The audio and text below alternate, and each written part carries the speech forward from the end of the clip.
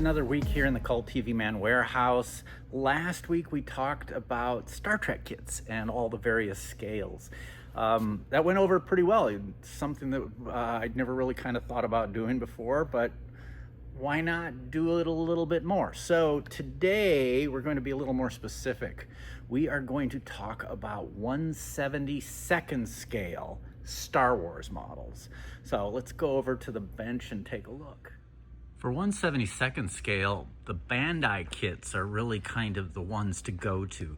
They've done a whole line of various spacecraft in 1/72nd scale. These are not all of them. Several of them are no longer available, or at least not available at this point. The X-Wing was the first kit that Bandai put out, and really kind of the benchmark by which we measure all of these other Star Wars kits and many of the other kits made today. So just to take a look inside the box so you get an idea of what you get. Plenty of decals. That's the hull of the spacecraft, and you can see, like many other Bandai kits, it's molded in multiple colors of plastic. Engine parts. The kit comes with a pilot figure and then a standing silhouette of a pilot. Now this kit's been reissued a couple of times, so what you end up with in the box may not always match what you see here. Lots of nice detailed instructions with all of these. I mentioned that the X-Wing had been reissued in different configurations. This was a recent one from The Rise of Skywalker, and it is just a little bit different, looks a little bit more weathered. So this one comes with some slightly different markings, and as you can see, it has different figures as well. So if you're going to have an X-Wing, you got to have TIE fighters, right? The Darth Vader TIE fighter was one of the first Bandai kits to come out as well. And this one actually includes a seated Darth Vader pilot. Then you have the regular TIE fighter. This was actually a more later release. And that also comes with a seated pilot. You see those green laser blasts? Those are kind of nice additions to these kits.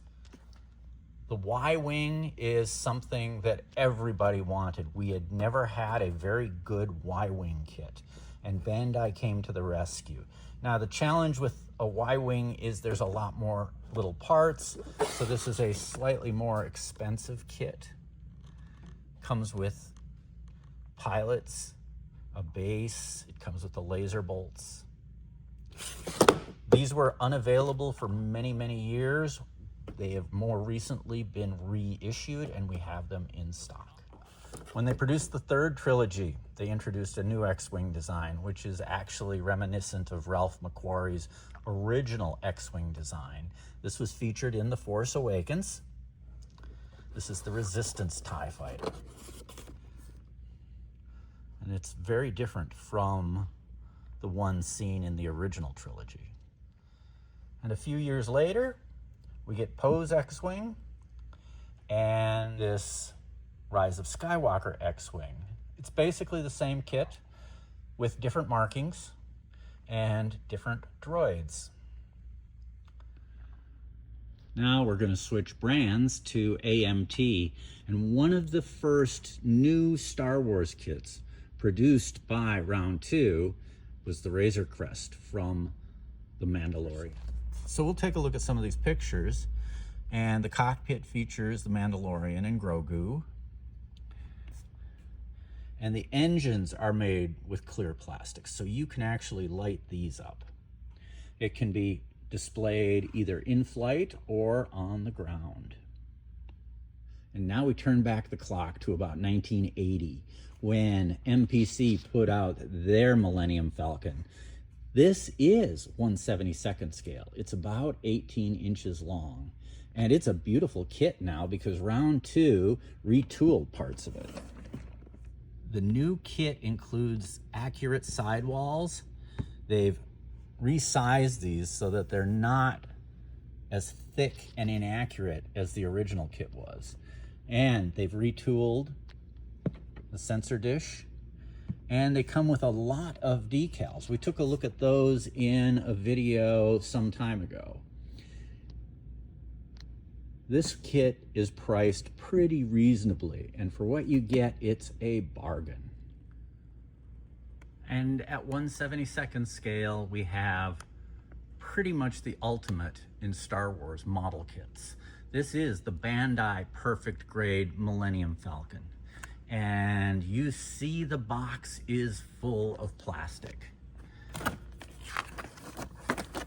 The instructions are incredible. And I'm just paging through all of it. It comes with a light kit, clear parts, decal sheet. This is an amazing model. There's something like 500 parts. It's not a model you build overnight. Here you have the hull parts.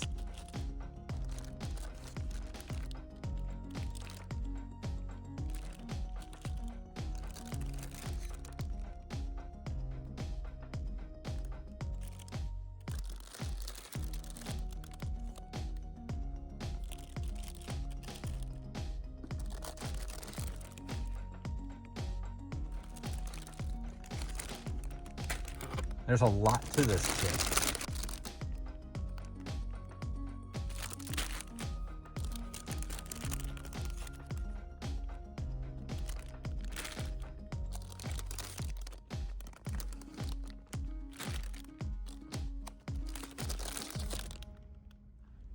So that gives you an idea of what you get when you spend $450 on a model kit.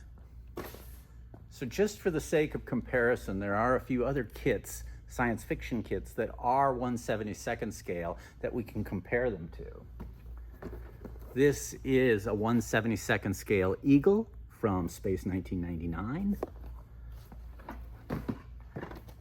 And a 1/72nd scale Space Clipper from 2001. This one's from Mobius Models, the Eagles from round 2. Wonderful kits. You want them all for your collection. So anyway, people, that's it for today. We're going to take a look at some other kits moving forward. We've got lots happening. Next weekend, I will be up in Charlotte for their IPMS convention. 2 weeks after that is KitCon in Raleigh. So I hope to see you there. Everybody be safe, build some models, start your Christmas shopping early. Take care.